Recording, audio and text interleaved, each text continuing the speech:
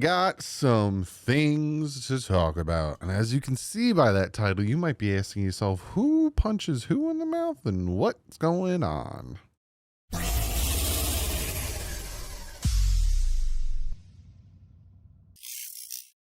What is up, Fin fans? Got some more information and some more news about that joint practice on Friday with the Chicago Bears that we are going to talk about, because how the Miami Dolphins respond to said practice kind of dictates how the rest of the season is going to go and if there is a culture change. But before we jump into that, there are things that I do want to talk about, two little instances or information. First and foremost, I want to give everyone who bought some DDW merch, whether it's the Show Me, whether it's whatever, this is what the email I got from Teespring. They said, thank you for reaching out. And let me show you. Hey, everybody, this is Doug editing this, and I realized that my audio was not working. So this is what the email says. Thank you for reaching out. I truly appreciate your patience. Due to ongoing supply distribution following our recent platform transition, some orders, including yours, which is the two orders that I made, have been delayed longer than we would typically expect. I completely understand how frustrating this has been and sincerely apologize for the inconvenience. While we don't have an ETA at the moment, we are actively working with our new print patterns to get fully caught up and move outstanding orders through production as quickly as possible. We appreciate your continued patience as we work through this final stage of the transition. If you have any additional questions or concerns, please don't hesitate to reach out. Best, Gilbert. So now back to what I had to say when I go back, because whenever I switch through scenes, if I don't update the input, the mic doesn't work. Okay, Doug. So for the people who've gotten it, I'm very happy you've gotten it. For the people who are waiting, I apologize from the bottom of my heart.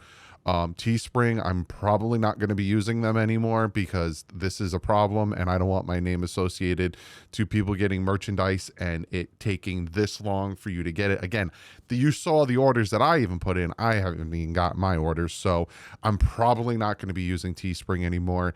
If you guys know of any good, reliable merchandise sites, please send them my way. And I'm going to check them all out, and I'm going to transfer from Teespring because this is not cool at all. So there's that update. The other update, Chris Kaufman pointed something out which I thought was interesting. This is per Jeremy Fowler. He said, I've talked to a few teams who are at least moderating of his future a little bit, talking about Tyreek Hill. Could he potentially be a trade target? Now, I know the Dolphins earlier this summer were telling teams, no, we're not trading Tyreek Hill. But they just wonder, is he going to be available? It could be wishful thinking. Maybe they think Maybe they want him to be available, but he's a player. When I bring up to teams, hey, who is sort of a trade target you're watching, they bring up Tyreek Hill. So we'll see. He's a big option for Tua. That would be a major move if they did move away from him. Now, Chris Kaufman said he is due. So Tyreek Hill is due $15.85 million roster bonus on the end of this month on the 31st. Only natural for teams to keep an eye on the situation in case Miami would rather unload him at a fire sale price so as not to pay it or agree to pay it themselves in exchange for more valuable draft picks. The only way I could see Tyreek Hill being traded is before the trade deadline. If the wheels fell off the season and the Miami Dolphins are like, well, this is we didn't build this roster properly, or something bad happens or whatever, I'm going to knock on wood. That's the only way I can see Tyreek Hill being traded at all. I don't see him being traded beforehand. If you watched the Dolphin Collective last night, Omar Kelly even said they wouldn't have dealt with him up to this point to then trade him, about less than a month before the start of the season. So no, I don't see that happening. Some bad news on the Miami Dolphins front. Unfortunately, running back Alexander Mattison underwent season-ending neck surgery Sunday in Chicago, per source. Mattison hurt his neck during Sunday's game versus the Bears, was taken by ambulance to a local hospital, and had surgery. So we were told after the game by Mike McDaniel, which I reported on, that it's nothing serious. Well, it is something serious, and it is something extremely serious in the fact that he had surgery, and this could be a career-ending move for him, which really, really sucks, because not only does it suck because his career could be over, and obviously this is incredibly dangerous situation, but it sucks in the aspect of the way he was producing. He was the number 2 running back on the team right now, and he was doing really well once those pads came on. And obviously you saw when they had Jalen Wright down in the goal line and they ran the ball 4 times, we couldn't get in. Mattison would have got us in, so it really, really hurts to lose him. But the Miami Dolphins did end up going and signing 2 new running backs after the move, signing veteran Aaron Shampklin and Mike Boone. To make room for the roster, they have released undrafted receiver Monterey Baldwin and placed Mattison on injury reserve. Boone, 29, has the more experience of the 2 backs. He averaged 5 yards on 117 carries, or career carries over 72 games. He played for Minnesota, Denver, and Houston and Carolina over his 8-year career. Last season, Boone had 12 carries, 59 yards in 6 games for Carolina. Shampklin, I think that's how you say his name, 25, has only played 28 NFL snaps on an offense in 3 games for the Pittsburgh Steelers last season. He had 6 NFL carries for 17 yards. The Miami Dolphins also tried out, let's say it here, Williams. Let me make sure I give you the actual name, but obviously nothing came of that. Which I thought was interesting that they tried him out. And again, I will tell you who it is. You probably already commented it below. Jamal Williams. They tried him out and they went with 2 different running backs, which I thought is interesting because Jamal Williams is more of a back that could fit into that power back role, but it seems like Ollie Gordon Jr., not Jr., the second, is going to be that man who's probably going to get the ball. But right now the Miami Dolphins have 5 running backs on the roster when they only had 4. So the running back room is getting very thin, and it's worrying me. Now it's becoming one of the areas of the team that is worrying me. So there is your little updates before we get into the title of the video, before we get into the meat and potatoes of the video. So obviously you see the title of the video. I am asking, how will the Miami Dolphins respond to getting punched in the mouth? And you might be saying, when do they get punched in the mouth? That joint practice with the Chicago Bears, they got punched in the mouth on offense. They got physically manhandled on offense. Was it right that they got physically manhandled on offense? No. And you might say, well, what do you mean no? This is before the practice from Ben Johnson. The reporter asked him, are you guys going thud only, or will there perhaps be some live periods? And thud only is essentially like, you kind of, if you're running game, and obviously if you've been to camp or if you've seen the clips, if you're running back and you hit the hole and like either the linebacker or the defensive lineman kind of like boom, like either wraps you up or kind of like bumps you, that's it. The play's done. We're not going to tackle you. We're not going to drag you to the ground. Ben Johnson then says, no, we're thud only. We're not tackling today. It's kind of a risky venture in joints. Joints are already competitive enough, so you're trying to keep guys productive and stay away from stuff after the whistle. If there is tackling that wasn't allowed, somebody will be pissed about it. Well, knock, knock, who's there? There was a ton of tackling that was not allowed, and there was no thuds. But it was only their defense versus the Miami Dolphins offense. I'm going to get into the full breakdown because, again, on the Dolphin Collective, I was able to talk with Omar Kelly and Alan Poupart, who were at the joint practice and saw it. Alan Poupart was watching the defense and Omar Kelly was watching the offense. And again, switch it. No, that was the right way. One or the other. And if you've ever been to joint practices, I've talked about this ad nauseum. The team's split. So you have the Dolphins defense versus their offense on one field, and then on another field, you have our defense versus their offense, right? So this is what I found out. It was the Bears defense was not playing thuds only. We've seen video of Devon Achane getting thrown onto the ground. We have seen video of Jalen Waddle getting thrown to the ground and tackled. We've also heard from Omar Kelly that Tua Tagovailoa was hit a few times, and even his throwing arm got hit. And again, there's that fear of getting injured. What else did we hear?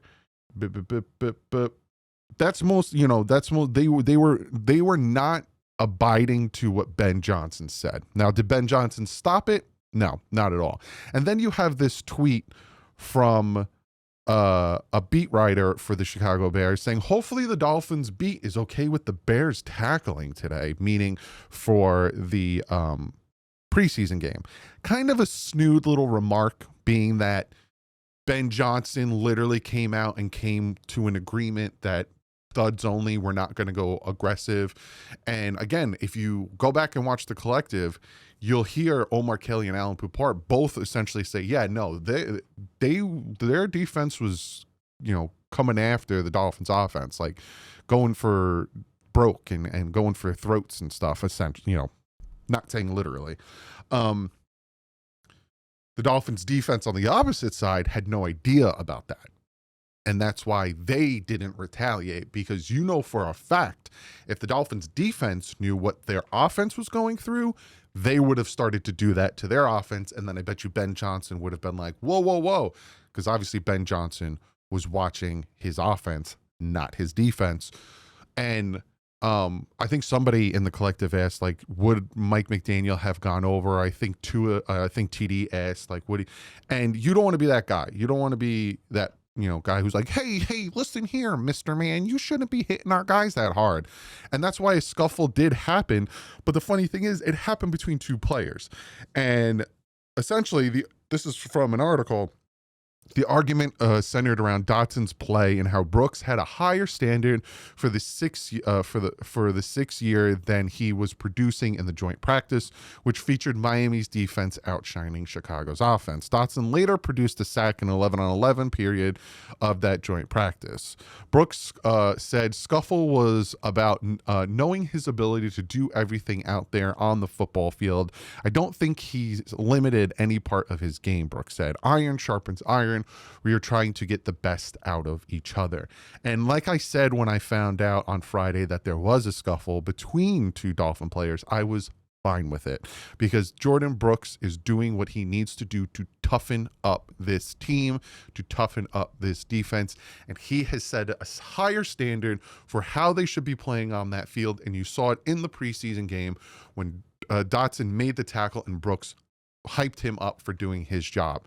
Now, that being said, here's the thing. And am I mad that the Chicago Bears were a little shady and did things that weren't agreed upon, and the Miami Dolphins got taken advantage of because obviously they weren't matching the same type of aggressiveness? No, I'm not mad about it. It's shady, it's crappy, and the fact that the Bears beat writer came out and had a snark comment like that, it rubs me the wrong way a little bit. I even retweeted it and I was like, God forbid. What did I say?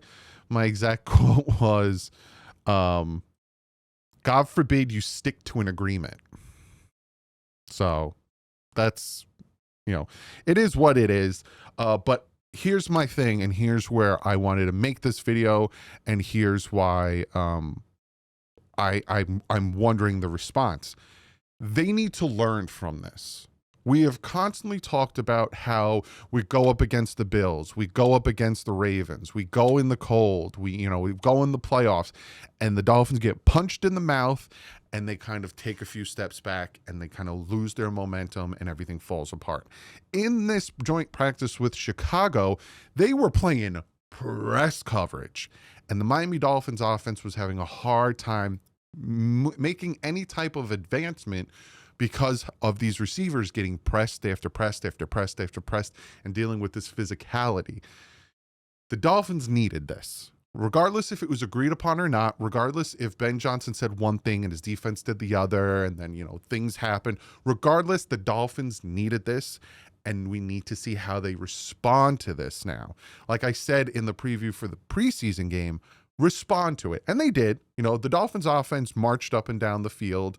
The first drive, we had to convert a fourth and a third, but we still got all the way down to the goal line. Zach Wilson came in. He did the same thing. So we showed like, hey, we're going to do what we're going to do. That being said, they did not press us in the preseason game. But now you're going to face a Detroit Lions team on the 13th and 14th. Today, from what I know, it's just a walkthrough, so it's probably going to be nothing crazy today. But if we get news, I obviously will make a training camp video later today. But you're about to face a Detroit Lions team in joint practice on Wednesday and Thursday that is as, if not more physical than that Chicago Bears team. So now, how do you respond to getting punched in the mouth by the Chicago Bear defense? It's like going into a slap boxing, whatever. Like I'm born in the 80s and the 90s, slap boxing was a thing. And that's how, we played with each other. Instead of actually beating the crap out of each other, we would slap. That's like saying, hey, we're going to go into a slap boxing match and you get punched in the face. Okay. How are you going to respond to it? You're heading to Detroit. Actually, they're in Detroit right now. You're going to be in Detroit. How are you going to respond now? If the Detroit Lions do the same thing, which, again, Omar said this on The Collective, and I agree 1,000%. If I'm Mike McDaniel, I'm going up to the Lions head coach, and I'm saying, for the next 2 days, I need your corners to press my receivers. I need your corners to be physical with my receivers because they need to learn how to deal with this. They need to learn how to produce in this type of press style defense. I want to see how they produce and how they react to, again, dealing with a physical defense, possibly having Aiden Hutchins constantly destroying your tackles, having these guys constantly being in your face, throwing you around, all that stuff. Now, the biggest thing and my only biggest gripe about last Friday's practice is, God forbid someone got hurt because you said one thing, we were expecting one thing, and you started something else. Again, there was, from what I heard from our beat writers, there was times that they were hitting Tua.